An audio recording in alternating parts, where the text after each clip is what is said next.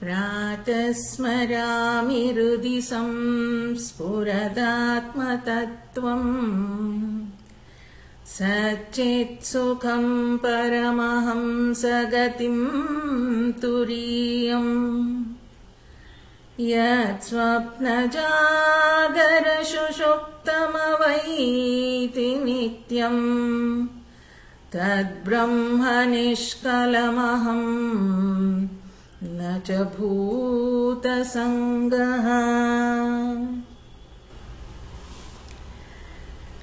ಬೆಳಗ್ಗೆ ಎದ್ದು ಏನನ್ನ ನೆನೆಸ್ಕೊಳ್ತೀನಿ ಅಂತ ಮಾಲತಿಯವರ ಹತ್ರ ಪುಸ್ತಕ ಇದೆ ಅಲ್ವಾ?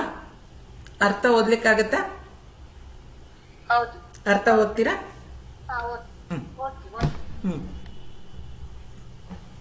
ಪ್ರಾತಃ ಕಾಲದಲ್ಲಿ ನಾನು ಹೃದಯಾಂತರಾಳದಲ್ಲಿ ಸ್ಫುರಿಸುತ್ತಿರುವ ಸಚ್ಚಿದಾನಂದ ಸ್ವರೂಪನಾದ ಪರಮಹಂಸ ಪದವಾದ ನಾಲ್ಕನೆಯ ಅಂದ್ರೆ ತುರಿಯ ಅವಸ್ಥೆಯಾದ ಜಾಗೃತ್, ಸ್ವಪ್ನ ಹಾಗೂ ಸುಷುಪ್ತಿಗಳ ಅನುಭವಗಳನ್ನ ಅಕಳಂಕವಾದ ಸ್ವಸ್ವರೂಪವನ್ನ ಅಂದ್ರೆ ಜ್ಯೋತಿಯನ್ನ ಧ್ಯಾನಿಸುತ್ತೇನೆ. ನಾನೇ ಆ ಬ್ರಹ್ಮ. ನಾನು ಈ ಪಂಚಭೂತಗಳ ಮಹಾಹಾರವಲ್ಲ. ಇದು ಬೆಳಗ್ಗೆ ಎದ್ದು ನಾನು ಏನನ್ನ ನೆನೆಸ್ಕೊಳ್ತೀನಿ ಅಂತ ನೋಡಿ. ಇದುವರೆಗೂ ಎದ್ದ ತಕ್ಷಣ ದೇವ್ರಿಗೆ ಕೈ ಮುಗಿಬೇಕು, ಭಗವಂತನನ್ನ ನೆನೆಸ್ಕೊಳ್ಬೇಕು. ಇದನ್ನ ನಾವು ಕಲ್ತಿದ್ವಿ, ಅಭ್ಯಾಸ ಕೂಡ ಮಾಡ್ತಾ ಇದ್ವಿ. ಆದ್ರೆ ಈಗಿಂದ ಏನದು ಅಧ್ಯಯನದ ಈ ಸಾಧನೆಯಲ್ಲಿ ಏನ್ ಮಾಡ್ತೀವಿ, ಅಧ್ಯಾತ್ಮದ ಸಾಧನೆಯಲ್ಲಿ ನಾನು ಯಾರು ಅಂತ ತಿಳ್ಕೊಳ್ಳೋ ಒಂದು ಪದದಲ್ಲಿ ನನ್ನನ್ನ ಆತ್ಮ ಅಂತ ನಾನು ತಿಳ್ಕೊಳ್ಬೇಕು. ಆ ಬೆಳಗ್ಗೆ ಎದ್ದು ನಾನು ಏನಂತ ಧ್ಯಾನಿಸ್ತೀನಿ, ನಾನು ಒಂದು ಜ್ಯೋತಿ ಸ್ವರೂಪ, ಈ ಶರೀರ ನಾನಲ್ಲ, ನಾನು ಜ್ಯೋತಿ. ಅದು ಅಷ್ಟು ಸುಲಭವಾಗಿ ಆಗೋದಿಲ್ಲ. ಯಾಕಂದ್ರೆ ಜನ್ಮ ಜನ್ಮಾಂತರದಿಂದ ನಾನು ಅಂದ್ರೆ ಯಾರು, ಈ ಶರೀರ ಅನ್ಕೊಂಡು ಬಂದ್ಬಿಟ್ಟಿದೀವಿ. ಹಾಗಾಗಿ ಈಗ ಆ ನಾನು ಅನ್ನೋದು ಆತ್ಮ, ನಿತ್ಯ ಶುದ್ಧ ಚೈತನ್ಯ ಸ್ವರೂಪ ಅಂದ್ರೆ ಬೆಳಗ್ಗೆ ಎದ್ದು ನೆನಪು ಮಾಡ್ಕೊಳ್ಬೇಕು. ಮಲ್ಕೊಳ್ಳುವಾಗ್ಲೂ ನಾನು ಅನ್ಕೊಂಡು ಮಲ್ಕೊಳ್ಬೇಕು, ನಾನು ನಿತ್ಯ ಶುದ್ಧ ಆನಂದ ಸ್ವರೂಪ. ಬೆಳಗ್ಗೆ ಎದ್ದ ಕೂಡಲೇ ನಿತ್ಯ ಶುದ್ಧ ಆನಂದ ಸ್ವರೂಪ ನಾನು ಅನ್ನೋದನ್ನ ಹೇಳ್ಕೊಳ್ತಿದ್ರೆ ನಮ್ಗದು ಎಚ್ಚರ ಆಗತ್ತೆ ಅಂತ ಹೇಳ್ತಾರೆ. ಹಾಗಾಗಿ ಇಲ್ಲಿ ಆತ್ಮ ಅಂದ್ರೆ ಏನು ನಾವು ಸ್ವಲ್ಪ ವಿಚಾರ ಮಾಡಿದೀವಿ. ಮೊದಲು ಆತ್ಮಬೋಧ ಅಂತ ಇಲ್ಲಿ ಹೇಳುವಾಗ ಆತ್ಮದ ಅನುಭವ, ಆತ್ಮದ ಬಗ್ಗೆ ಜ್ಞಾನ. ನೋಡಿ, ಜ್ಞಾನವನ್ನ ನಾವು ಕೊಡಬಹುದು ಅಥವಾ ಪಡಿಬಹುದು, ಆದ್ರೆ ಅನುಭವ ಕೊಡ್ಲಿಕ್ಕಾಗಲ್ಲ ಅಲ್ವಾ? ಸ್ವಾಮೀಜಿಯವರು ತಮಾಷೆ ಮಾಡ್ತಾ ಇರ್ತಾರೆ. ಈಗ ಮದ್ವೆ ಮಾಡ್ಕೊಂಡವ್ರು ಹೇಳ್ತಾರಂತೆ, ನಾನ್ ಮದ್ವೆ ಮಾಡ್ಕೊಂಡು ಕಷ್ಟಪಡ್ತಿರೋದೇ ಸಾಕು, ನೀನ್ ಮದ್ವೆ ಆಗ್ಬೇಡ ಅಂತ ಹೇಳ್ತಾರಂತೆ. ಜ್ಞಾನ ಅದು. ಇವನ್ಗೇನು ಜ್ಞಾನ ಇರೋದು? ಮದ್ವೆ ಆಗಿ ತೊಂದರೆ ಪಡ್ತಾ ಇರೋದು ಆ ಜ್ಞಾನ ಅವನಲ್ಲಿದೆ. ಆ ಜ್ಞಾನ ಅವನಿಗೆ ಕೊಡ್ತಾ ಇದ್ದಾನೆ. ನೋಡು, ನೀನು ನಂತರ ಮದ್ವೆ ಮಾಡ್ಕೊಂಡು ಎಡ್ವಟ್ ಮಾಡ್ಕೋಬೇಡ, ಸುಮ್ಮನೆ ಇರೋ, ಒಬ್ನೇ ಜಾಲಿ ಆಗಿರ್ತೀಯ ಇನ್ನೊಂದ್ ಸ್ವಲ್ಪ ವರ್ಷ ಅಂತ. ಅವನ್ ಕೇಳೋದಿಲ್ಲ. ಅವನ್ ಮದ್ವೆ ಆಗ್ತಾನೆ, ಅವನ ಅನುಭವಕ್ಕೂ ಅದೇ ಬರುತ್ತೆ. ಅವಾಗ ಅವನ್ ಹೇಳ್ತಾನೆ ಇನ್ನೊಬ್ಬನಿಗೆ. ಏನದು? ಜ್ಞಾನ ಕೊಡ್ಬೋದು, ಆದ್ರೆ ಅನುಭವ ಕೊಡ್ಲಿಕ್ಕೆ ಬರಲ್ಲ ಅಲ್ವಾ? ಈಗ ಆತ್ಮಜ್ಞಾನ ಕೂಡ ಹಾಗೇನೆ. ಅವ್ರು ತಮಾಷೆ ಮಾಡ್ಲಿಕ್ಕೆ ಆತರ ಮಾತಾಡಿದ್ರು. ಆತ್ಮಜ್ಞಾನ ಕೂಡ ಹಾಗೇನೆ. ಹೀಗೀಗಿದೆ ಅಂತ ಹೇಳ್ಬೋದು, ಆದ್ರೆ ಅನುಭವಕ್ಕೆ ಬರ್ಬೇಕಾದ್ರೆ ಅದನ್ನ ನಮಗೆ ಬರ್ಬೇಕು. ಸಕ್ಕರೆ ಸಿಹಿಯಾಗಿದೆ ವರ್ಣಿಸ್ಬೋದು. ಹೇಗಿರುತ್ತೆ ಸಕ್ಕರೆ? ಬೆಳ್ಳಗಿರುತ್ತೆ, ಈ ತರ ಕ್ರಿಸ್ಟಲ್ಸ್ ತರ ಸಣ್ಣ ಸಣ್ಣದಾಗಿರುತ್ತೆ, ಬಾಯಿಗೆ ಹಾಕೊಂಡು ಕೂಡ್ಲೆ ಕರಗ್ಬಿಡುತ್ತೆ, ಒಂಥರ ಚೆನ್ನಾಗಿರುತ್ತೆ, ಸಿಹಿಗಾಗತ್ತೆ ಅಂತ. ಇದು ಜ್ಞಾನ ಕೊಡ್ಬೋದು, ಆದ್ರೆ ತಿಂದ್ರೆ ಅನುಭವಕ್ಕೆ ಬರೋದು, ಇಲ್ಲದೇ ಇದ್ರೆ ಬರ್ಲಿಕ್ಕೆ ಸಾಧ್ಯ ಇಲ್ಲ. ಇಲ್ಲೂ ಅಷ್ಟೇ, ಈ ಆತ್ಮಜ್ಞಾನ ಅನ್ನೋದು ಈ ಪುಸ್ತಕ ಏನ್ ಕೊಡ್ತಾ ಇದೆ, ಇದು ಅನುಭವ ಜ್ಞಾನ ಆಗ್ಬೇಕು. ಅದನ್ನ ಅನುಭವಿಸೋ ರೀತಿಯಲ್ಲಿ ಆಚಾರ್ಯರು ಈ ಶ್ಲೋಕಗಳನ್ನ ಹೇಳ್ತಾ ಹೋಗ್ತಾರೆ. ಆದ್ರಿಂದ ಬೆಳಗ್ಗೆ ಎದ್ದು ನಮ್ಮ ಪ್ರಾರ್ಥನೆಯೇನೋ, ನಾನು ನಿತ್ಯ ಶುದ್ಧ ಆನಂದ ಸ್ವರೂಪ ಅಂತ ಅನ್ಕೊಳ್ಬೇಕು ಅಂತ. ಈ ತಯಾರಿ ಸುಮ್ಮನೆ ಯಾವಾಗಲೂ 1 ಗಂಟೆ ಅಥವಾ ಅರ್ಧ ಗಂಟೆ ಮಾಡ್ಕೊಳ್ಳೋ ಅಂಥದ್ದಲ್ಲ. ಪ್ರತಿ ಕ್ಷಣನೂ ನಾವು ಅದರಲ್ಲೇ ಇದ್ದು ಅಭ್ಯಾಸ ಮಾಡ್ತಾ ಹೋದ್ರೆ ಇದು ಸ್ವಲ್ಪ ಸ್ವಲ್ಪ ಅನುಭವಕ್ಕೆ ಬರುತ್ತೆ. ಹಾಗಾದ್ರೆ ಮನೆ ಕೆಲಸ ಎಲ್ಲ ಬಿಟ್ಟು ಕೂತ್ಕೊಳ್ಬೇಕಾ? ಇಲ್ಲ ಇಲ್ಲ, ಅದನ್ನ ಮಾಡ್ಕೊಳ್ತಾನೆ ಇದೆಲ್ಲವೂ ಮನಸ್ಸಿನ ಸ್ಥಿತಿಯನ್ನ ಹಾಗೆ ಪ್ರಶಾಂತವಾಗಿಟ್ಕೊಂಡು ನಾನು ನಿತ್ಯ ಶುದ್ಧ ಆನಂದ ಸ್ವರೂಪ ಅನ್ನೋದು ನೆನೆಸ್ಕೊಳ್ತಾ ಇರಬೇಕು. ಈಗ ಆತ್ಮ ಅಂದ್ರೆ ಏನು ಅಂತ ನೋಡೋದಾದ್ರೆ, ಈ ಒಂದು ಶರೀರದಲ್ಲಿ ಒಂದು ಚೈತನ್ಯ ಶಕ್ತಿ ಇದೆ. ಅದನ್ನ ಉಸಿರು ಅನ್ನಿ, ಆತ್ಮ ಅನ್ನಿ, ಸೋಲ್ ಅನ್ನಿ, ಪರಮಾತ್ಮ ಅನ್ನಿ, ಏನಾದ್ರೂ ಹೇಳಿ. ಒಂದು ಈ ಶರೀರವನ್ನ ಓಡಾಡಿಸ್ಲಿಕ್ಕೆ ನನ್ನಲ್ಲೇ ಒಂದು ಆಂತರಿಕ ಶಕ್ತಿ ಇದೆ. ಅದನ್ನ ಆತ್ಮ ಅಂತ ಸದ್ಯಕ್ಕೆ ಕರೆಯೋಣ. ಈ ಆತ್ಮ ಒಂದು ಹಾಡೆಲ್ಲ ಇದೆ ಅಲ್ವಾ, ಏನದು? ದೇಹದಿಂದ ದೂರನಾದೇಕೆ ಆತ್ಮನೇ ಅಂತೇನೋ ಒಂದು ಕನ್ನಡ ಪಿಕ್ಚರ್ದು. ಹಾ, ಆತ್ಮ ದೇಹದಿಂದ ದೂರ ಆದೆ ಅಂತ ಹೇಳಿ. ಈ ಆತ್ಮ ಏನಪ್ಪಾ ಅಂತಂದ್ರೆ, ಶರೀರ ಬದಲಾಗ್ತಾ ಇದೆ, ಆದ್ರೆ ಈ ಆತ್ಮ ಬದಲಾಗ್ಲಿಲ್ಲ. ಹುಟ್ಟದಾಗಿಂದ ಇಲ್ಲಿಯವರೆಗೂ ಈ ಬದಲಾವಣೆಗಳನ್ನ ನೋಡ್ತಾ ಇರೋದೇ ಆತ್ಮ. ಈ ಶರೀರವನ್ನ ನಾನು ನೋಡ್ತೀನಿ ಅಂತ ಅಂದ್ರೆ, ಆ ಶರೀರ ನನಗಿಂತ ಬೇರೆ. ಹೇಗೆ ಅಂತಂದ್ರೆ, ಈಗ ಈ ಪುಸ್ತಕ ಇದೆ, ಈ ಪುಸ್ತಕ ನಾನು ನೋಡ್ತಾ ಇದ್ದೀನಿ. ಈ ಪುಸ್ತಕ ನಾನು ನೋಡ್ತಾ ಇದ್ದೀನಿ ಅಂದ್ರೆ ಈ ಪುಸ್ತಕ ನನ್ನಿಂದ ಬೇರೆ ಅಲ್ವಾ? ನಾನು ಪುಸ್ತಕ ಒಂದೇ ಅಲ್ಲ. ಈ ಪುಸ್ತಕ ಯಾರ್ದು? ನನ್ನ ಪುಸ್ತಕ ಅಂತ ಈ ಪುಸ್ತಕ ಇದೆ. ಹಾಗೆ ಈ ಶರೀರವನ್ನ ನಾನು ನೋಡ್ತಾ ಇದ್ದೀನಿ. ಶರೀರ ನೋಡ್ತಾ ಇದ್ದೀನಿ ಅಂದ್ರೆ ನನಗಿಂತ ಈ ಶರೀರ ಬೇರೆ. ಸಿಂಪಲ್ ನೋಡಿ, ಈ ಪುಸ್ತಕ ಹೇಗೆ ನನಗಿಂತ ಬೇರೆನೋ, ಈ ಶರೀರ ನನಗಿಂತ ಬೇರೆ. ಹಾಗೆ ನನ್ನ ಮನಸ್ಸಿನಲ್ಲಿ ಆಗ್ತಾ ಇರುವ ಸುಖ ದುಃಖಗಳು ಕಾಣಿಸ್ತಾ ಇದೆ, ಮನಸ್ಸು ಕೂಡ ನನ್ನಿಂದ ಬೇರೆ. ಹಾಗೆ ಬುದ್ಧಿಯಲ್ಲಿ ಏನೇನು ವಿಚಾರ ಓಡ್ತಾ ಇದೆ ಅದು ಕೂಡ ನನಗೆ ಗೊತ್ತಾಗ್ತಾ ಇದೆ, ಆದ್ರಿಂದ ಅದು ಕೂಡ ನನ್ನಿಂದ ಬೇರೆ. ಅಂದ್ರೆ ಹೇಗೆ ಈ ಪುಸ್ತಕ ನಂದು, ಈ ಶರೀರ ನಂದು, ಈ ಮನಸ್ಸು ನಂದು, ಹಾಗೆ ಈ ಬುದ್ಧಿ ಕೂಡ ನಂದು. ಈ ಎಲ್ಲವನ್ನ ನೋಡ್ತಾ ಇರುವಂತದ್ದಕ್ಕೆ ನಾವು ಹೇಳೋದು ಆತ್ಮಶಕ್ತಿ. ಈ ಆತ್ಮ ಇದನ್ನೆಲ್ಲ ನೋಡ್ತಾ ಇದೆ. ಏನನ್ನ? ಬುದ್ಧಿಯನ್ನ ನೋಡ್ತಾ ಇದೆ, ಮನಸ್ಸನ್ನ ನೋಡ್ತಾ ಇದೆ, ಶರೀರವನ್ನ ನೋಡ್ತಾ ಇದೆ, ಅದರಲ್ಲಿ ಆಗ್ತಾ ಇರೋ ಬದಲಾವಣೆಗಳನ್ನು ಕೂಡ ನೋಡ್ತಾ ಇದೆ. ಅದು ಬರೀ ಸಾಕ್ಷಿ ರೂಪವಾಗಿದೆ. ಅದನ್ನ ಆತ್ಮ ಅಂತ ಕರೆದ್ವಿ.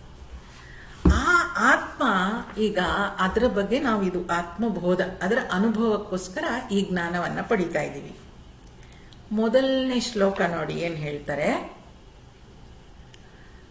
ತಪೋಭಿಕ್ಷೀಣ ಪಾಪಾನಾಂ ಶಾಂತಾನಾಂ ವೀತರಾಗಿಣಾಂ ಮುಮುಕ್ಷೂಣಾಮಪೇಕ್ಷ್ಯೋಯಂ ಆತ್ಮಬೋಧೋ ವಿಧೀಯತೆ.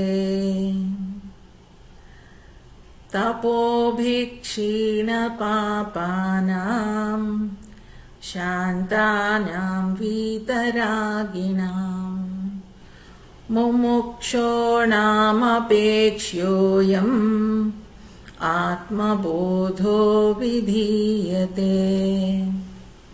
ಮಾಲ್ತಿ ಓದ್ತೀರಾ ಅರ್ಥ?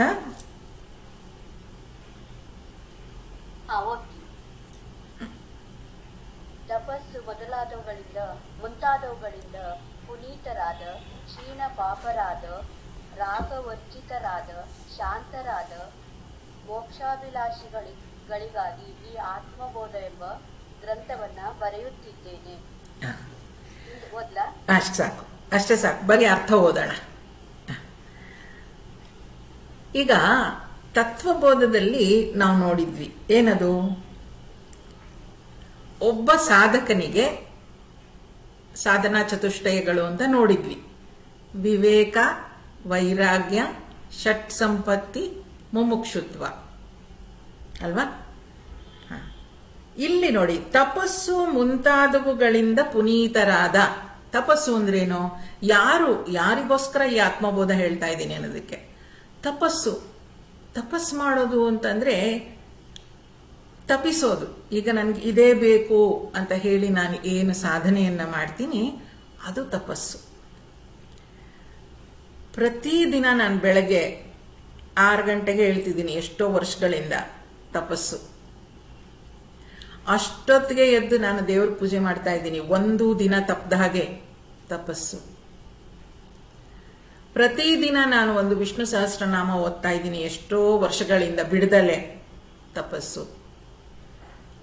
ಇದೆಲ್ಲ ತಪಸ್ಸು.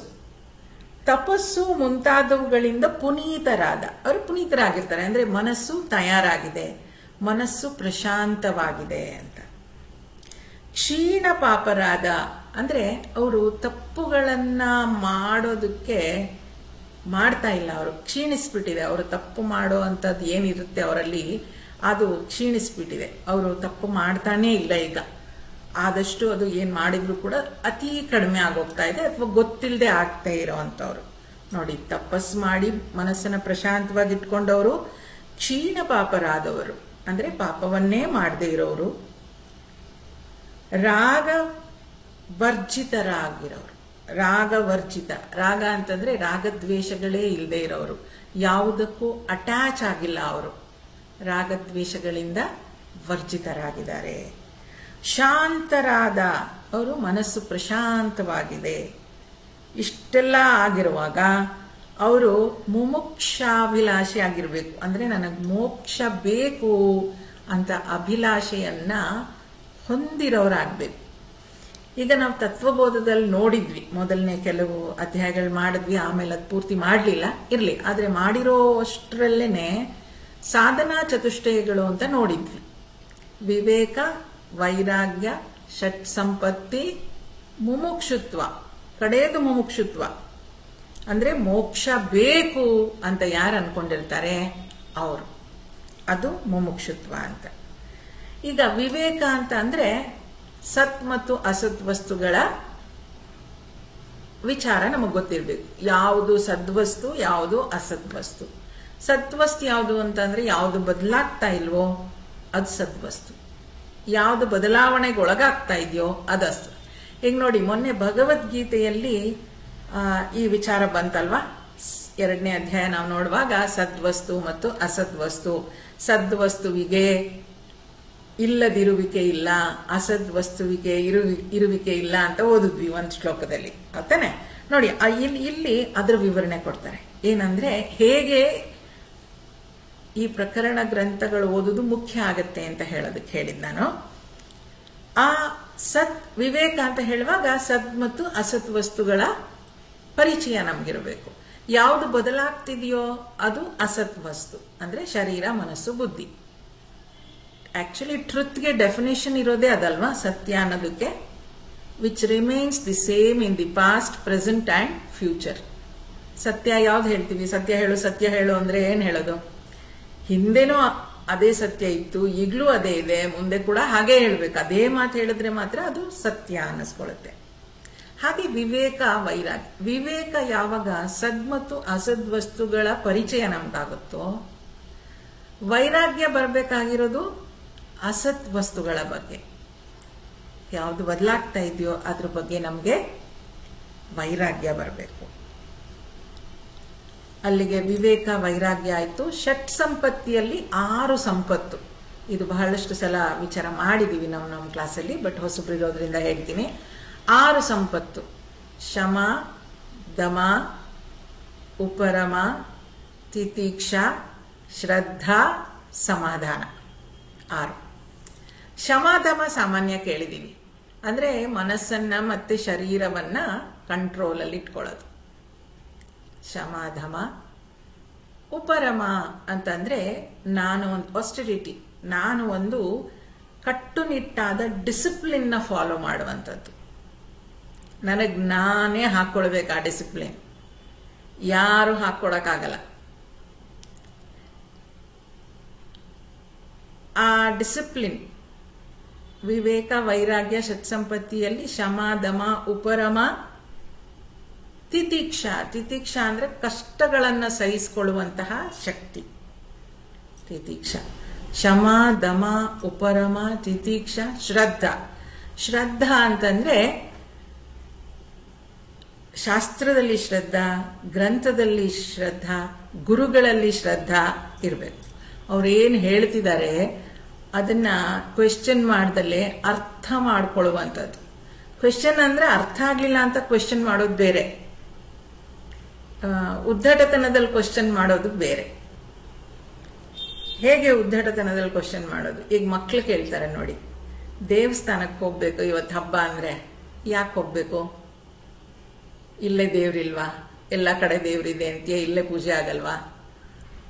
ಅವರು ಯಾಕೆ ಹೋಗ್ಬೇಕು ಅಂತ ಕೇಳುವಾಗ ಹೋಗೋದಕ್ಕೆ ಉತ್ತರ ಕೇಳೋದಕ್ಕಲ್ಲ ಇರೋದು ಉದ್ದಟತನ. ಯಾಕೆ ಹೋಗ್ಬೇಕು ಅನ್ನೋ ತರ ಅಲ್ವಾ? ಅದು ಉದ್ದಟತನದ ಪ್ರಶ್ನೆ ಅದು. ಇಲ್ಲ, ನಾನು ಹೋಗ್ಬೇಕು, ಆದ್ರೆ ಯಾಕೆ ಹೋಗ್ಬೇಕು ಅಂತ ನನಗೆ ಸ್ಪಷ್ಟವಾಗಿ ಹೇಳು, ಅವಾಗ ನಾನು ಹೋಗ್ತೀನಿ ಅಂತ ಹೇಳೋದಾದ್ರೆ ಅದು ನಿಜವಾಗ್ಲೂ ಉತ್ತರ ತಿಳ್ಕೊಳ್ಳೋದಕ್ಕೆ ಕೇಳ್ತಾ ಇರೋಂತಹ ಪ್ರಶ್ನೆ. ಇಲ್ಲೂ ಅಷ್ಟೇ, ಶ್ರದ್ಧೆ ಅಂತ ಹೇಳುವಾಗ ಗುರುವಾಕ್ಯದಲ್ಲಿ ಶ್ರದ್ಧೆ, ಗ್ರಂಥಗಳಲ್ಲಿ ಶ್ರದ್ಧೆ ಇದ್ರೆ, ಇಷ್ಟೂ ಇದ್ರೆ ಸಮಾಧಾನ ಇರುತ್ತೆ. ಏನಾಯ್ತು ಅಲ್ಲಿಗೆ? ಶಮ ದಮ ಉಪರಮ ತಿತೀಕ್ಷಾ ಶ್ರದ್ಧಾ ಸಮಾಧಾನ, ಇದಿಷ್ಟು ಇದ್ರೆ ಸಮಾಧಾನ. ಸಮಾಧಾನ ಅಂದ್ರೆ ಏನು?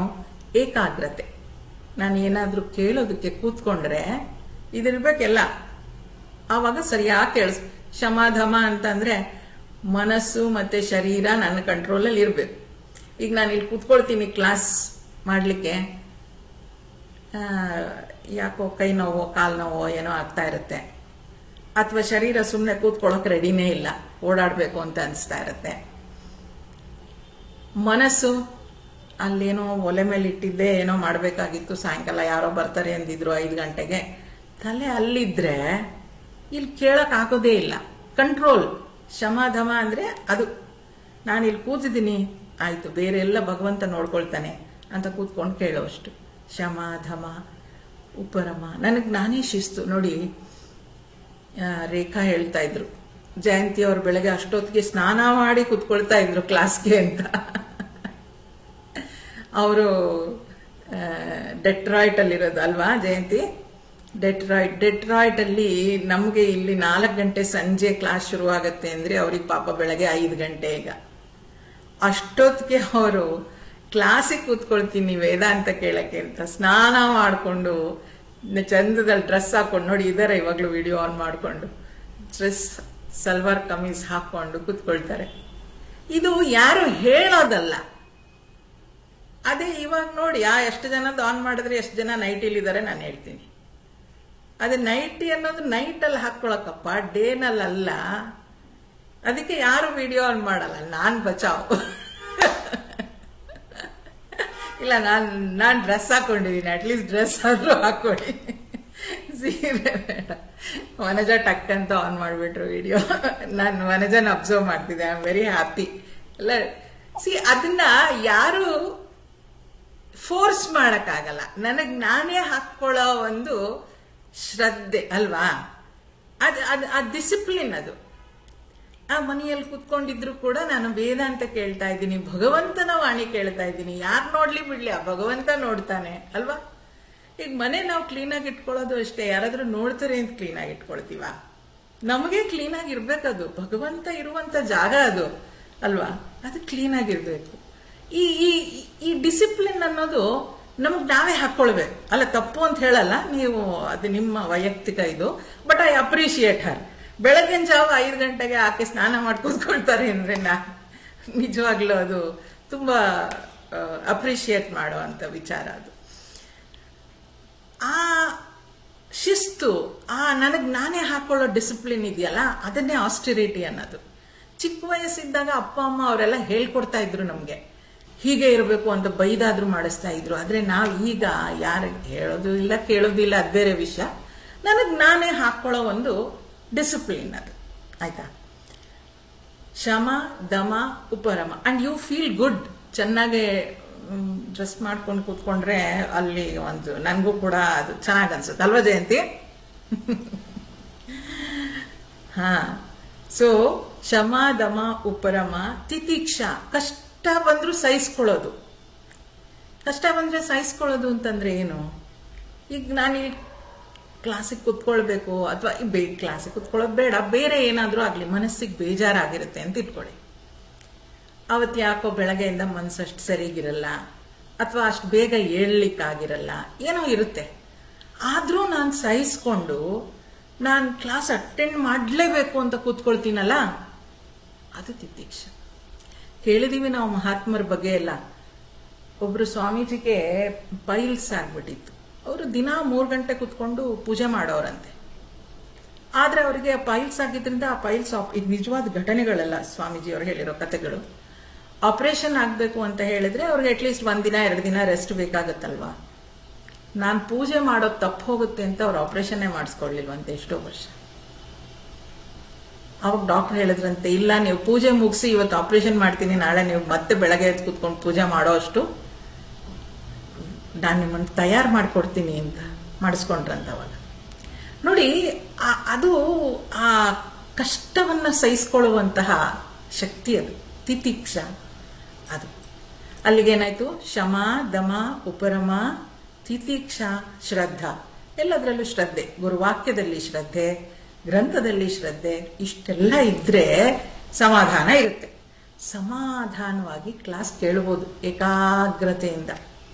ಇದರಲ್ಲಿ ಯಾವುದೋ ಒಂದಿಲ್ಲ ಅನ್ಕೊಳ್ಳಿ, ಶ್ರದ್ಧೆ ಇಲ್ಲ ಅನ್ಕೊಳ್ಳಿ, ವಾ ಏನೋ ಹೊಡಿತಾ ಇದಾರಪ್ಪ ಇವರು, ಆತ್ಮ ಅಂತೆ ಅದಂತೆ ಇದಂತೆ, ಯಾರೋ 20 ಎಷ್ಟೋ ಸಾವಿರ ವರ್ಷಗಳ ಹಿಂದೆ ಬರ್ದಿರೋದು, ಯಾಕೆ ನಮ್ಗೆ ಶ್ರದ್ಧೆ ಹೋಯ್ತು, ಆಯ್ತಾ. ಆದ್ರೆ ಇನ್ನೊಂದ್ ತರನೂ ಆಗುತ್ತೆ, ಅಲ್ಲೇನೋ ಅವ್ರು ಬೇರೆ ಹೇಳಿದ್ರಲ್ಲ ವಿಚಾರ, ಇಲ್ಲೇನೋ ಬೇರೆ ಹೇಳ್ತಿದಾರಲ್ಲ ಅನುಮಾನ, ಆವಾಗ ಬಂದ್ರೂ ಹೊರಟೋಗ್ಬಿಡುತ್ತೆ, ನಮ್ಗೆ ಸರಿಯಾಗಿ ಅರ್ಥ ಮಾಡ್ಕೊಳ್ಳಿಕ್ಕಾಗಲ್ಲ. ಆದ್ರಿಂದ ಈ ಶ್ರದ್ಧೆ ನಮ್ಗೆ ಬೇಕು. ಶ್ರದ್ಧೆ ಇದ್ರೆ ಅದು ಏಕಾಗ್ರತೆ ಕೂಡ ಕೊಡುತ್ತೆ. ಸೊ ಇಲ್ಲಿ ಇದಿಷ್ಟು ಆದ್ಮೇಲೆ ಏನು, ವಿವೇಕ, ವೈರಾಗ್ಯ, ಷಟ್ ಸಂಪತ್ತಿ ಆದ್ಮೇಲೆ ಮುಮುಕ್ಷುತ್ವ. ಮುಮುಕ್ಷುತ್ವ ಅಂದ್ರೇನು, ಮೋಕ್ಷನೇ ಬೇಕು ನನಗೆ, ಈ ಪ್ರಪಂಚದಲ್ಲಿ ನನ್ಗೇನ್ ಬೇಕೋ ಮೋಕ್ಷ. ಮೋಕ್ಷ ಅಂತಂದ್ರೆ ಅರ್ಥ ಬೇರೆ ಬೇರೆ ತಿಳ್ಕೊಂಡಿದೀವಿ. ಮೋಕ್ಷ ಅಂದ್ರೆ ಸತ್ತೋಗ್ಬಿಡೋದು ಅಂತ, ಬೇಗ ಮೋಕ್ಷ ಅವಾಗಲೇ ಅದಲ್ಲ. ಅಥವಾ ಇನ್ ಕೆಲವ್ರು ಹೇಳ್ತಾರೆ ಮೋಕ್ಷ ಅಂದ್ರೆ ವೈಕುಂಠಕ್ಕೆ ಹೋಗೋದು, ಇಲ್ಲ ಕೈಲಾಸಕ್ಕೆ ಹೋಗೋದು. ಆ ಮೋಕ್ಷದ ಬಗ್ಗೆನೂ ಇಲ್ಲ ಆಚಾರ್ಯರು ಹೇಳ್ತಾ ಇಲ್ಲ. ಇಲ್ಲಿ ಮೋಕ್ಷ ಅಂತ ಹೇಳಿದ್ರೆ ಅವ್ರೇನ್ ಹೇಳ್ತಾ ಇದ್ದಾರೆ, ಸುಖ ದುಃಖಗಳನ್ನ ಮೀರಿದ ಒಂದು ಸ್ಥಿತಿ. ನಾ ಹೇಳಿದೆ ಮೊನ್ನೆ, ಯಾರೋ ವಾಟ್ಸಪ್ ಅಲ್ಲಿ ಮೆಸೇಜ್ ಕಳಿಸಿದ್ರಲ್ಲ, ನಮ್ ಗ್ರೂಪ್ ಅಲ್ಲೇ ಹಾಕಿದ್ರು ಕಾಣತ್ತೆ. ಮೋಕ್ಷ ಅಂತಂದ್ರೆ ಆಸೆಗಳೇ ಇಲ್ಲ ನನ್ಗೆ, ಆಸೆಗಳೆಲ್ಲ ಸತ್ತೋಗ್ಬಿಟ್ಟಿದೆ, ಅಂದ್ರೆ ಮುಗಿಸ್ಕೊಂಡ್ಬಿಟ್ಟಿದೀನಿ, ನಾನು ಎಲ್ಲ ಆಸೆನೂ ತೀರ್ಸ್ಕೊಂಡ್ಬಿಟ್ಟಿದೀನಿ, ಇನ್ನೇನು ಬೇಕು ಅಂತ ನನ್ಗಿಲ್ಲ. ಆದ್ರೆ ನಾನು ಈಗ ಜೀವನ ಇನ್ನೂ ಈಗ ಮಾಡಬೇಕು, ಪ್ರಾಣ ಹೋಗಿಲ್ಲ ಹಂಗಂತ ಸಂತೋಷವಾಗಿ ಬದುಕ್ತಾ ಇದ್ದೀನಿ ನಾನು. ಅದು ಮೋಕ್ಷ. ನಾವು ಬದುಕಿರುವಾಗ್ಲೇ ನಮ್ಮ ಎಲ್ಲ ಡಿಸೈರ್ಸ್ ಸತ್ತೋಯ್ತು ಅಂತಂದ್ರೆ ಮೋಕ್ಷ. ಒಂದ್ ಪಕ್ಷ ಆಸೆಗಳೆಲ್ಲ ಇನ್ನೂ ಇದೆ, ನಾನ್ ಸತ್ತೋದೆ ಅಂದ್ರೆ ಅದು ಡೆತ್. ಸಾವಿಗೂ ಮೋಕ್ಷಕ್ಕೂ ಡಿಫರೆನ್ಸ್ ಅದು. ಈಗ ನನ್ಗೆಲ್ಲ ಆಸೆಗಳು ಎಲ್ಲ ಮುಗ್ದಿದೆ, ಎಲ್ಲ ಕೆಲಸಗಳು ಮುಗ್ದಿದೆ, ಎಲ್ಲ ಆಗೋಗಿದೆ, ಆದ್ರೂ ನಾನು ನನ್ನ ಜೀವನ ಏನಿದೆ ಅದು ಮುಗಿಸ್ಕೊಳ್ಬೇಕಲ್ಲ, ಅದನ್ನ ಸಂತೋಷವಾಗಿ ಖುಷಿ ಖುಷಿಯಾಗಿ ಜೀವನ ಮುಗಿಸ್ಕೊಳ್ತೀನಿ. ಅದೇನು ಮೋಕ್ಷದ ಜೀವನ. ಆ ಜೀವನ್ ಮುಕ್ತರು ಅಂತ ಏನ್ ಹೇಳ್ತೀವಲ್ಲ ಅವ್ರೆ, ಅವ್ರಿಗೇನು ಆಸೆಗಳಿಲ್ಲ, ಆದ್ರೆ ಬದುಕ್ಬೇಕು, ಕಡೆವರೆಗೂ ಬದುಕ್ಬೇಕು. ಹಾಗೆ ಬದುಕ್ಬೇಕು ಅಂದ್ರೆ ಅವ್ರೇನು ಸಂತೋಷವಾಗಿ ಬದುಕ್ತಾ ಇರ್ತಾರೆ. ಅದು ಜೀವನ್ ಮುಕ್ತರ ಲಕ್ಷಣ, ಅದನ್ನೇ ಜೀವನ್ ಮುಕ್ತಿ ಅಂತ ಹೇಳೋದು. ಇಲ್ಲಿ ಆಚಾರ್ಯರು ಈ ಆತ್ಮಬೋಧ, ಆತ್ಮದ ಈ ಜ್ಞಾನವನ್ನ ಯಾರ್ಯಾರಿಗೆ ಕೊಡ್ತಾ ಇದ್ದಾರೆ, ಎಂಥವ್ರಿಗೆ ಕೊಡ್ತಾ ಇದ್ದಾರೆ, ಅಥವಾ ಯಾವ ರೀತಿಯಾಗಿ ತಯಾರಾಗಿರೋರ್ಗೆ ಅಂತಂದ್ರೆ ಸ್ಪಷ್ಟವಾಗಿ ಹೇಳ್ತಾ ಇದ್ದಾರೆ ನೋಡಿ. ತಪಸ್ಸು ಮುಂತಾದವುಗಳಿಂದ ಪುನೀತರಾದ, ತಪಸ್ ಮಾಡಿದ್ದಾರೆ ಅವರು. ಕ್ಷೀಣ ಪಾಪರಾದ, ಅವ್ರು ಯಾವ ತಪ್ಪುಗಳನ್ನು ಮಾಡ್ತಾ ಇಲ್ಲ. ರಾಗವರ್ಜಿತರಾದ ಅಂದ್ರೆ ಅಟ್ಯಾಚ್ಮೆಂಟ್ ಇಲ್ಲ, ರಾಗದ್ವೇಷಗಳಿಲ್ಲ ಅವ್ರಿಗೆ. ಶಾಂತರಾದ, ಮನಸ್ಸು ಪ್ರಶಾಂತವಾಗಿದೆ ಅವ್ರದ್ದು. ಮೋಕ್ಷಾಭಿಲಾಷಿಗಳಾಗಿ, ಅವರು ಏನ್ ಬೇಕಿವಾಗ ಮುಮುಕ್ಷು ಆಗಿದ್ದಾರೆ. ಅಂದ್ರೆ ಅವರಿಗೆ ಮೋಕ್ಷನೇ ಬೇಕು ಅಂತ ಅಭಿಲಾಷೆಯನ್ನು ಯಾರು ಇಟ್ಕೊಂಡಿದಾರೋ ಅವರಿಗೆ ಆತ್ಮಬೋಧ ಅನ್ನೋ ಗ್ರಂಥವನ್ನ ಬರ್ದಿದ್ದೀನಿ ಅಂತ ಹೇಳ್ತಾ ಇದ್ದಾರೆ. ಯಾರಿಗೋಸ್ಕರ ಬರ್ದಿದ್ದಾರೆ ಅಂತ. ಹಾಗಾದ್ರೆ ಈ ಬೋಧನೆಯನ್ನ ತಿಳ್ಕೊಳ್ಳೋದು ಹೇಗೆ? 2ನೇ ಶ್ಲೋಕ ಹೇಳ್ತಾರೆ, ಇನ್ನೊಂದು ಶ್ಲೋಕ ನೋಡೋಣ.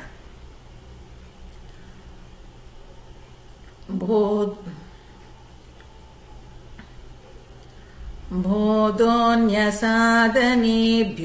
ಹಿ ಸಾಕ್ಷಾನ್ಮೋಕ್ಷೈಕ ಸಾಧನಂ ಪಾಕಸ್ಯ ವಹ್ನಿವ ಜ್ಞಾನಂ ವಿನಾ ಮೋಕ್ಷೋ ನ ಸಿದ್ಧ್ಯತಿ. ಬೋಧೋನ್ಯಸಾಧನೇಭ್ಯೋ ಹಿ ಸಾಕ್ಷಾನ್ಮೋಕ್ಷೈಕ ಸಾಧನಂ ಪಾಕಸ್ಯ ವಹ್ನಿವ ಜ್ಞಾನಂ ವಿನಾ ಮೋಕ್ಷೋ ನ ಸಿದ್ಧ್ಯತಿ. ಮಾಲ್ತಿ ಅರ್ಥ ಓದ್ತೀರಾ? ಅಡಿಗೆಗೆ ಹೇಗೆ ಬೆಂಕಿಯು ಮುಖ್ಯವಾದ ಸಾಧನವೋ ಹಾಗೆಯೇ ಅಪರೋಕ್ಷ ಆತ್ಮಜ್ಞಾನವಿಲ್ಲದೆ ಮುಕ್ತಿಯು ಸಾಧ್ಯವಿಲ್ಲ. ಇತರ ಎಲ್ಲಾ ವಿಧದ ಸಾಧನೆಗಳಿಗೆ ಹೋಲಿಸಿದಲ್ಲಿ ಆತ್ಮಜ್ಞಾನವೊಂದೇ ಮುಕ್ತಿಗೆ ನೇರವಾದ ಮಾರ್ಗ ಅಥವಾ ಸಾಧನ. ಶಂಕರಾಚಾರ್ಯರು ಹೇಳ್ತಾರೆ, ಈ ಏನಕ್ಕೆ ನಾವೆಲ್ಲ ಈಗೇನದು ಮುಮುಕ್ಷುತ್ವ, ಮುಕ್ತಿ, ಮೋಕ್ಷ ಈ ಶಬ್ದ ಉಪಯೋಗಿಸ್ತಾ ಇದೀವಲ್ವಾ, ಅದಕ್ಕೆ ನೇರವಾದ ಮಾರ್ಗ ಯಾವುದು? ಜ್ಞಾನ ಮಾರ್ಗ. ಜ್ಞಾನ ಮಾರ್ಗ ಒಂದೇ ಸಾಧನೆ. ಬಹಳಷ್ಟು ಜನ ನಾವು ಅನ್ಕೊಳ್ಳೋದುಂಟು, ನಾನು ಒಳ್ಳೆ ಕೆಲಸ ಮಾಡ್ತೀನಿ, ಒಳ್ಳೆಯವರಾಗಿರ್ತೀನಿ, ದಾನ ಮಾಡ್ತೀನಿ, ಧರ್ಮ ಮಾಡ್ತೀನಿ, ಅಷ್ಟು ಮಾಡಿದ್ರೆ ಸಾಕಲ್ವಾ ಈ ಮನುಷ್ಯ ಜೀವನದಲ್ಲಿ? ಅದೇನಾಗುತ್ತೆ ಅಂದ್ರೆ, ಒಳ್ಳೆ ಕೆಲಸ ಮಾಡ್ತೀವಿ, ಪುಣ್ಯ ಸಂಪಾದಿಸ್ತೀವಿ, ಪುಣ್ಯ ಖಾಲಿ ಆದ ಕೂಡಲೇ, ಪುಣ್ಯ ಖಾಲಿ ಆಗೋವರೆಗೂ ಸ್ವರ್ಗದಲ್ಲಿ ಇರ್ತೀವಿ ಅಂತ ಹೇಳ್ತಾರೆ. ಅದು ಸ್ವರ್ಗ ನರಕ ಆಮೇಲೆ ಕೇಳ್ಕೊಳ್ಳೋಣ. ಸ್ವರ್ಗದಲ್ಲಿ ಇರ್ತೀವಿ, ಪುಣ್ಯ ಖಾಲಿ ಆದ ಕೂಡಲೇ ಮತ್ತೆ ಇನ್ನೊಂದು ಜನ್ಮ ಎತ್ತುತ್ತೀವಿ ಅಂತ. ಮತ್ತೆ ಪುಣ್ಯ ಕೆಲಸ ಎಲ್ಲ ಮಾಡ್ತೀವಿ, ಮತ್ತೆ ಆ ಪುಣ್ಯ ತಗೊಂಡೋಗಿ ಅದೆಲ್ಲೋ ಸ್ವರ್ಗಕ್ಕೆ ಹೋಗ್ತೀವಿ, ಪುಣ್ಯ ಖಾಲಿ ಆದ್ಮೇಲೆ ಮತ್ತೆ ಬರ್ತೀವಿ. ಹಾಗೆ ಈ ಪುಣ್ಯ ಪಾಪಗಳ ಚಕ್ರ ನಡೀತಾನೇ ಇರುತ್ತೆ. ಇಲ್ಲಿ ಆಚಾರ್ಯರು ಏನ್ ಹೇಳ್ತಾ ಇದ್ದಾರೆ? ಜ್ಞಾನ ಮಾರ್ಗ ಒಂದೇ ಮುಕ್ತಿಗೆ ನಮ್ಗೆ ದಾರಿ, ಬೇರೆ ದಾರಿನೇ ಇಲ್ಲ. ಜ್ಞಾನ ಪಡ್ಕೊಂಡ್ರೇನೆ ನಮ್ಗೆ ಆ ಮೋಕ್ಷ ಸಿಗುವಂಥದ್ದು. ಆದ್ರಿಂದ ಈಗ ಅಡುಗೆಗೆ ಈಗೆಲ್ಲ ಶ್ಲೋಕಗಳು ಸುಂದರ. ಯಾಕೆ ಅಂದ್ರೆ ಇದರಲ್ಲಿ ಪ್ರತಿಯೊಂದು ಶ್ಲೋಕದಲ್ಲೂ ಒಂದು ಉದಾಹರಣೆ ಕೊಡ್ತಾರೆ, ತುಂಬಾ ನಮ್ಗೆ ಪರಿಚಯ ಇರುವಂತಹ ಉದಾಹರಣೆ. ಅಡಿಗೆಗೆ ಹೇಗೆ ಬೆಂಕಿಯು ಮುಖ್ಯವಾದ ಸಾಧನವೋ ಹಾಗೆಯೇ ಅಪರೋಕ್ಷ ಆತ್ಮಜ್ಞಾನವಿಲ್ಲದೆ ಮುಕ್ತಿಯು ಸಾಧ್ಯವಿಲ್ಲ. ಇತರ ಎಲ್ಲಾ ವಿಧದ ಸಾಧನೆಗಳಿಗೆ ಹೋಲಿಸಿದರೆ ಆತ್ಮಜ್ಞಾನ ಒಂದೇ ಮುಕ್ತಿಗೆ ನೇರವಾದ ಮಾರ್ಗ ಅಥವಾ ಸಾಧನ. ಆತ್ಮಜ್ಞಾನ ಒಂದೇ. ಈಗ ಅಡಿಗೆಗೆ ಬೆಂಕಿ ಹೇಗೆ ಮುಖ್ಯ ಆಗತ್ತೆ ನೋಡಿ. ನಾವು ಎಲ್ಲ ತರಕಾರಿ ಅಕ್ಕಿ ಎಲ್ಲ ತೊಳೆದು ಒಲೆ ಮೇಲೆ ಇಡಬಹುದು, ಅಲ್ಲಿ ಬೆಂಕಿ ಹಚ್ಚದೇ ಇದ್ರೆ ಅಡ್ಗೆನೇ ಆಗಲ್ಲ ಅಲ್ವಾ? ಹಾಗೆ ನಾವು ಮೋಕ್ಷಕ್ಕೆ ಅಂತ ಹೇಳಿ ಒಳ್ಳೆ ಕೆಲಸಗಳನ್ನು ಮಾಡ್ಬೋದು, ದಾನ ಧರ್ಮ ಮಾಡ್ಬೋದು, ದೇವಸ್ಥಾನಗಳಿಗೆ ಹೋಗ್ಬೋದು, ಈ ತರ ಎಲ್ಲವನ್ನೂ ಮಾಡ್ಬೋದು. ಆದ್ರೆ ನಮ್ಗೆ ಆ ಜ್ಞಾನ ಅನ್ನೋದು ಒಂದು ಸಿಕ್ಲಿಲ್ಲ ಅಂತಂದ್ರೆ ಮೋಕ್ಷ ಸಾಧ್ಯ ಇಲ್ಲ ಅಂತ. ಹೇಗೆ ಎಲ್ಲವನ್ನು ತಯಾರು ಮಾಡಿ ತರಕಾರಿಗೆಲ್ಲ ಇಟ್ಟು ಬೆಂಕಿ ಹಚ್ಚೋದು ಮರ್ತು ಬಿಟ್ವಿ, ಅಡುಗೆನೇ ಆಗಲ್ಲ. ಹಾಗೆ ಈ ಜ್ಞಾನ ಅನ್ನೋದು ನಾನು ಪಡ್ಕೊಳ್ಳಿಲ್ಲ ಅಂತಂದ್ರೆ ನನಗೆ ಮೋಕ್ಷ ಅನ್ನೋದು ಸಿಕ್ಕೋದಿಲ್ಲ. ಆದ್ರಿಂದ ಈ ಆತ್ಮಜ್ಞಾನ ಅನ್ನೋದು ಎಷ್ಟು ಮುಖ್ಯ ಅಂತ ಇಲ್ಲಿ ಆಚಾರ್ಯರು ಹೇಳ್ತಾ ಇದ್ದಾರೆ. ಇತರ ಎಲ್ಲಾ ವಿಧದ ಸಾಧನೆಗಳಿಗೂ ಹೋಲಿಸಿದರೆ, ಈಗ ನಾವು ಸಾಧನೆಗಳು ಬೇಕಾದಷ್ಟು ಮಾಡ್ತೀವಿ. ಏನು? ಈ ಯೋಗ ಮಾಡ್ತಾರೆ. ಯೋಗ ಮಾಡಿದ್ರೇನು? ಶರೀರವನ್ನ ಆರೋಗ್ಯವಾಗಿಟ್ಕೊಳ್ಳಿಕ್ಕೆ ಯೋಗ. ಉಪಾಸನೆ, ಭಗವಂತನ ನಾಮಸ್ಮರಣೆ ಇದೆಲ್ಲ ಮಾಡ್ತೀವಿ. ಈ ಭಗವಂತನ ನಾಮಸ್ಮರಣೆ ಮಾಡೋದ್ರಿಂದ ಏನಾಗುತ್ತೆ? ಮನಸ್ಸು ಪ್ರಶಾಂತ ಆಗುತ್ತೆ. ಶರೀರಕ್ಕೆ ವ್ಯಾಯಾಮ ಯೋಗ, ಮನಸ್ಸಿನ ಪ್ರಶಾಂತತೆಗೆ ಉಪಾಸನೆ ಅಂದರೆ ಭಗವಂತನ ನಾಮಸ್ಮರಣೆ, ಜಪ ಇದೆಲ್ಲ ಮಾಡುವಂಥದ್ದು. ಹಾಗೆ ಬುದ್ಧಿಗೆ ಅಲ್ಪ ಸ್ವಲ್ಪ ಜ್ಞಾನ ಕೊಡ್ತೀವಿ, ಎಲ್ಲದ್ರಿಂದನೂ ತಿಳ್ಕೊಳ್ಬೋದು ಅಂತ ಏನೇನೋ ಓದಕ್ ಶುರು ಮಾಡಿಬಿಟ್ರೆ ಕನ್ಫ್ಯೂಷನ್ ಜಾಸ್ತಿ ಆಗ್ಬಿಡುತ್ತೆ. ಆದ್ರಿಂದ ನಮಗೆ ಒಂದು ರೀತಿಯ ಏನದು, ಈಗ ಅದ್ವೈತ ಜ್ಞಾನವನ್ನ ಓದ್ತಾ ಇದ್ದೀನಿ ಅಂದ್ರೆ ಅದ್ವೈತವನ್ನೇ ನಾವು ಫಾಲೋ ಮಾಡ್ಕೊಂಡು ಹೋಗೋದು ಒಳ್ಳೇದು, ನಂಗೆ ಸ್ವಲ್ಪ ಸ್ಥಿರವಾಗಿ ಗೊತ್ತಾಗೋವರೆಗೂ. ಅದ್ವೈತದಲ್ಲಿ ಹೀಗೆ ಹೇಳಿದ್ದಾರೆ, ವಿಶಿಷ್ಟಾದ್ವೈತದಲ್ಲಿ ಏನು ಹೇಳಿದ್ದಾರೆ, ದ್ವೈತದಲ್ಲಿ ಏನು ಹೇಳಿದ್ದಾರೆ, ಈ ತರ ನಾನು ಎಲ್ಲಾನು ನೋಡ್ಕೊಳ್ತಾ ಹೋದ್ರೆ ಕನ್ಫ್ಯೂಷನ್ ಶುರು ಆಗ್ಬಿಡುತ್ತೆ. ಇನ್ನೊಂದು ವಿಚಾರನೂ ತಿಳ್ಕೊಳ್ಬೇಕು ನಾವು ಸಾಧನೆಯಲ್ಲಿ. ಈಗ ಸಾಕಷ್ಟು ಜ್ಞಾನ ಪುಸ್ತಕಗಳಿಂದ ಬೇಕಾದಷ್ಟು ಕಡೆಯಿಂದ ವಿಚಾರಗಳಿಗೆ ಯಾವ ಯೂಟ್ಯೂಬ್ ಆನ್ ಮಾಡಿದ್ರು ಎಲ್ಲಾ ತರ ಜ್ಞಾನ ಸಿಗುತ್ತೆ. ಅದನ್ನೆಲ್ಲ ತಗೊಳ್ತಾ ಹೋಗೋದ್ರಿಂದ ಎಷ್ಟು ಜ್ಞಾನ ಬೇಕಾದ್ರೂ ತಗೊಳ್ಳೋಣ. ಈ ಪುಸ್ತಕದಲ್ಲಿ ಇದಿದೆ, ಈ ಪುಸ್ತಕದಲ್ಲಿ ಇದಿದೆ ಅಂತ ಗೊತ್ತಾಗೋದು ನಮ್ಗೆ ಏನಂತಂದ್ರೆ, ವಿ ಆರ್ ಬಿಕಮಿಂಗ್ ಫಿಲಾಸಫರ್ಸ್ಗೂ ಮತ್ತೆ ಮಾಸ್ಟರ್ ಆಫ್ ಫಿಲಾಸಫಿ ಅಂದ್ರೆ ಭಗವದ್ಗೀತೆಯಲ್ಲಿ ಯಾವ ಶ್ಲೋಕ ಎಲ್ಲಿದೆ, ಎಷ್ಟನೇದಿದೆ, ಈ ತರ ಎಲ್ಲ ಹೇಳೋದು ಪ್ರೊಫೆಸರ್ಸ್ ಆಫ್ ಫಿಲಾಸಫರ್ಸ್ ಅಂತ ಅಂದ್ರೆ ನಾವು ಅದನ್ನ ಜೀವನದಲ್ಲಿ ಸಣ್ಣ ಸಣ್ಣ ವಿಚಾರನೇ ಆಗ್ಲಿ ಅಳವಡಿಸ್ಕೊಳ್ತಾ ಹೋಗ್ತೀವಿ, ಅದು ಫಿಲಾಸಫರ್ಸ್. ಈಗ ನಾವು ಪ್ರಯತ್ನ ಮಾಡೋದು ಪ್ರೊಫೆಸರ್ಸ್ ಆಫ್ ಫಿಲಾಸಫಿ ಆಗೋದಕ್ಕಲ್ಲ, ಫಿಲಾಸಫರ್ಸ್ ಆಗೋಣ. ಅಂದ್ರೆ ಈ ಪ್ರತಿಯೊಂದು ವಿಚಾರವನ್ನ ನಾವು ಜೀವನದಲ್ಲಿ ಅಳವಡಿಸ್ಕೊಳ್ತಾ ಹೋಗಿ ನಮ್ಮ ಜೀವನದ ಕ್ವಾಲಿಟಿ ಏನಿದೆ ಅದನ್ನ ಉತ್ತಮ ಮಾಡಿಕೊಳ್ಳೋಣ ಮೊದಲು. ಅದಾದ ನಂತರ ಮೋಕ್ಷಕ್ಕೆ ತಾನೇ ದಾರಿಯಾಗತ್ತೆ. ಈ ಎಲ್ಲ ರೀತಿಯಲ್ಲೂ ನಾವು ಮನಸ್ಸನ್ನ ಪ್ರಶಾಂತವಾಗಿ ಇಟ್ಕೊಂಡು ಈ ಒಂದು ಶಿಸ್ತನ್ನ ಕಾಪಾಡಿಕೊಂಡು ನಾವು ಅಧ್ಯಯನವನ್ನ ಮಾಡಿದಾಗ ಆ ಆತ್ಮದ ಅನುಭವ ನಮಗೆ ಆಗ್ಲಿಕ್ಕೆ ಸಾಧ್ಯ. ಆ ಆತ್ಮದ ಅನುಭವ ಆಗ್ಬೇಕು ಅನ್ನೋದಾದ್ರೆ ಬೇರೆ ಎಲ್ಲನೂ ಮಾಡೋದಕ್ಕಿಂತ ಈ ಜ್ಞಾನ ಸಿದ್ಧಿ ಆಗ್ಬೇಕು ಅಂತ ಆಚಾರ್ಯರು ಹೇಳ್ತಾರೆ. ಇನ್ನೊಂದು ಶ್ಲೋಕ ನೋಡೋಣ ಇವತ್ತು. ಅವಿರೋಧಿತಯಾ ಕರ್ಮ ನಾ ವಿದ್ಯಾಂ ವಿನಿವರ್ತಯೇತ್ ವಿದ್ಯಾ ವಿದ್ಯಾಂ ನಿಹಂತ್ಯೇವ ತೇಜಸ್ತಿಮಿರ ಸಂಘವತ್. ಅವಿರೋಧಿತಯಾ ಕರ್ಮ ನಾ ವಿದ್ಯಾಂ ವಿನಿವರ್ತಯೇತ್ ವಿದ್ಯಾ ವಿದ್ಯಾಂ ನಿಹಂತ್ಯೇವ ತೇಜಸ್ತಿಮಿರ ಸಂಘವತ್. ರಾಜೇಶ್ವರಿ ಓದ್ತೀರಾ? ನಿಮ್ ಕೈಲಿ ಪುಸ್ತಕ ಇದ್ದಾಗಿತ್ತು. ರಾಜೇಶ್ವರಿ ಓದ್ತೀರಾ? ಬೇರೆ ಇದೆ. ಓ ಸ್ವಾಮೀಜಿದಿದೆ. ಓಕೆ, ಮಾಲ್ತಿ ನೀವೇ ಓದಿ. ಕರ್ಮವು ಅಜ್ಞಾನವನ್ನ ನಾಶಪಡಿಸಲಾರದು, ಏಕೆಂದರೆ ಅದು ಅಜ್ಞಾನದ ಎದುರಾಳಿಯಲ್ಲ, ವಿರೋಧಿ ವ್ಯತಿರಿಕ್ತವಾದುದಲ್ಲ. ಕತ್ತಲೆಯನ್ನ ಹೋಗಲಾಡಿಸುವ ಬೆಳಕಿನಂತೆ ಜ್ಞಾನವು ಅಜ್ಞಾನವನ್ನ ನಿರ್ಮೂಲಗೊಳಿಸುತ್ತದೆ. ರಾಜೇಶ್ವರಿ ಅವ್ರು ನಿಮ್ ಬುಕ್ಕಲ್ಲಿ ಏನ್ ಬರ್ದಿದ್ದಾರೆ ಓದ್ತೀರಾ? ದೇವಸ್ಥಾನದ ಬುಕ್ ತಾನೇ ಅದು? ಹಾ ಹೇಳಿ. ಅವಿದ್ಯೆಗೆ ವಿರುದ್ಧವಾಗದ ಕಾರಣ ಕರ್ಮವು ಅವಿದ್ಯೆಯನ್ನು ನೀಗಿಸಬಾರದು. ಕತ್ತಲನ್ನು ಬೆಳಕು ನೀಗಿಸುವಂತೆ ಅವಿದ್ಯೆಯನ್ನು ನಾಶ ಮಾಡಲು ವಿದ್ಯೆಯಿಂದ ಮಾತ್ರ ಸಾಧ್ಯ. ನೋಡಿ, ಈಗ ಜ್ಞಾನ ಒಂದೇ ಸಾಧನೆ ಅಂತ ಹೇಳ್ಬಿಟ್ಟಿದ್ದಾರೆ. ಜ್ಞಾನ ಪಡ್ಕೊಂಡ್ರಷ್ಟೇ ನಾವು ಮುಮುಕ್ಷುಗಳಾಗೋದು ಅಂತ, ಬೇರೆ ಯಾವ ತರದಲ್ಲೂ ಆಗೋದೇ ಇಲ್ಲ ಅಂತ. ಹಾಗಿದ್ರೆ ಕರ್ಮವು ಅಜ್ಞಾನವನ್ನು ನಾಶಪಡಿಸಲಾರದು. ಈಗ ನನಗೆ ಜ್ಞಾನ ಬೇಕು, ಅದಕ್ಕೆ ನನ್ನಲ್ಲಿ ಅಜ್ಞಾನ ಇದೆ, ಅಜ್ಞಾನವನ್ನ ಹೋಗ್ಲಾಡಿಸ್ಕೊಳ್ಳೋದಕ್ಕೆ ಜ್ಞಾನವನ್ನ ಪಡಿಬೇಕು. ಆ ಜ್ಞಾನವನ್ನ ಪಡಿಲಿಕ್ಕೆ ನಾನು ತುಂಬಾ ಒಳ್ಳೆ ಕೆಲಸ ಮಾಡ್ತೀನಿ ಅಂತ ಅಂದ್ರೆ ಆಗಲ್ಲ. ಈಗ ನನಗೆ ಫಿಸಿಕ್ಸ್ ಅರ್ಥ ಆಗ್ಲಿಲ್ಲ, ನಾನು ಫಿಸಿಕಲ್ ಎಜುಕೇಶನ್ ಥ್ರೋಬಾಲ್ ಆಡೋದು ಕಲ್ತ್ಕೋತೀನಿ ಅಂದ್ರೆ ಫಿಸಿಕ್ಸ್ ಹೆಂಗ್ ಅರ್ಥ ಆಗತ್ತೆ ಅಲ್ವಾ? ಇಲ್ಲಿ ಹಂಗೆ ಹೇಳೋದು ಎಲ್ಲರೂ. ಮುಮುಕ್ಷುತ್ವ ಅಂತ ಅಂದ್ರೆ ಸುಖ ದುಃಖಗಳಿಂದ ಮೀರಿದ ಒಂದು ಸ್ಥಿತಿ. ಆ ಸ್ಥಿತಿ ಬರಬೇಕು ಅಂತ ಅನ್ನೋದಾದ್ರೆ ಜ್ಞಾನ ಮಾರ್ಗ ಒಂದೇ ಅಂತ ಆಚಾರ್ಯರು ಹೇಳ್ತಿದ್ದಾರೆ. ಆದರೆ ನಾವೇನು ಮಾಡ್ತೀವಿ, ಒಳ್ಳೆ ಕೆಲಸಗಳನ್ನು ಮಾಡ್ತೀನಿ, ಪುಣ್ಯ ಕಾರ್ಯಗಳನ್ನು ಮಾಡ್ತೀನಿ, ನನಗದು ಸಿಗ್ಬೇಕಲ್ವಾ? ಯಾವುದು? ಯಾವಾಗಲೂ ನಾನು ಸಂತೋಷವಾಗಿರೋ ಹಾಗಾಗಬೇಕಲ್ವಾ? ಅದಕ್ಕೆ ಇಲ್ಲ ಅಂತಾರೆ.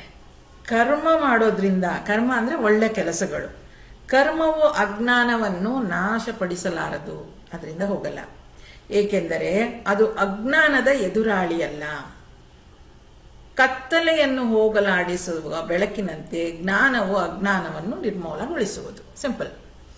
ಈ ಅಜ್ಞಾನ ಹೋಗಬೇಕು ಅನ್ನೋದಾದ್ರೆ ಆತ್ಮಜ್ಞಾನನೇ ಬೇಕು ನನಗೆ. ಅದು ಬಿಟ್ಟು ಬೇರೆ ಏನಾದರೂ ಮಾಡ್ಕೋತೀನಿ ಅಂತಂದ್ರೆ ಅದು ಸಾಲ ಆಗಲ್ಲ. ದಾನ ಧರ್ಮ ಮಾಡ್ತೀನಿ, ಪುಣ್ಯಕ್ಷೇತ್ರಗಳಿಗೆಲ್ಲ ಹೋಗಿ ಬರ್ತೀನಿ, ಬಂದ್ರೆ ಆ ಟೈಮಿಗೆ ಒಂಚೂರು ಮನಸ್ಸಿಗೆ ಶಾಂತಿ ಸಿಗುತ್ತೆ. ಬಟ್ ನಾವು ಹೇಳೋ ಇನ್ಫೈನೈಟ್ ಎಟರ್ನಲ್ ಹ್ಯಾಪಿನೆಸ್, ಮೋಕ್ಷ ಸಿಕ್ಕೋದಿಲ್ಲ. ಆಚಾರ್ಯ ಸ್ಪಷ್ಟವಾಗಿ ಹೇಳ್ತಾರೆ. ಹೇಗೆ ಅಂದ್ರೆ, ಈಗ ಅಲ್ಲೊಂದು ರೂಮಲ್ಲಿ ಕತ್ಲಿದೆ ಅಂತಂದ್ರೆ ಅದನ್ನ ಹೋಗ್ಲಾಡಿಸ್ಲಿಕ್ಕೆ ಏನ್ ಮಾಡ್ಬೇಕು? ದೀಪ ಹಚ್ಬೇಕಷ್ಟೇ, ಲೈಟ್ ಹಚ್ಬೇಕು. ಒಂದು ಗುಹೆ ಇದೆ, ಎಷ್ಟೋ ವರ್ಷಗಳಿಂದ ಅದು ಕತ್ಲೆನೇ ಇದೆ ಅಂತ ಅಂದ್ರೆ ಈ ಕ್ಷಣದಲ್ಲಿ ನಾನೊಂದು ದೀಪ ಹಚ್ಚಿದ್ರೆ ಅದು ಬೆಳಕು ಬಂದ್ಬಿಡತ್ತೆ. ಅಷ್ಟು 25 ವರ್ಷಗಳಿಂದ ಕತ್ಲಿತ್ತು ಅಂದ್ರೆ ನಾನು 25 ವರ್ಷ ಬೆಳಗ್ಬೇಕು ಅಂತ ಏನಿಲ್ಲ. ಅದು ಬೆಳಕಾಗಕ್ಕೆ ಒಂದು ಸಣ್ಣ ದೀಪ ಹಚ್ಚ ಕೂಡಲೇ ಅದು ಬೆಳಕು ಬಿಡತ್ತೆ ಅಲ್ವಾ? ಹಾಗೆ ಇಲ್ಲಿ ಹೇಳ್ತಾ ಇದ್ದಾರೆ ಅವರು ಏನಂತ, ಕತ್ತಲೆಯನ್ನು ಹೋಗಲಾಡಿಸುವ ಬೆಳಕಿನಂತೆ ಜ್ಞಾನವು ಅಜ್ಞಾನವನ್ನು ಈ ಜ್ಞಾನ ಒಂದೇ ಅಜ್ಞಾನವನ್ನು ನಿರ್ಮೂಲನೆ ಮಾಡ್ಲಿಕ್ಕೆ ಸಾಧ್ಯ ಆಗೋದು, ಬೇರೆ ಯಾವುದು ಸಾಧ್ಯ ಆಗಲ್ಲ. ಆದ್ರಿಂದ ಏನ್ ಹೇಳ್ತಾರೆ? ಓದಬೇಕು, ಬೇರೆ ದಾರಿನೇ ಇಲ್ಲ.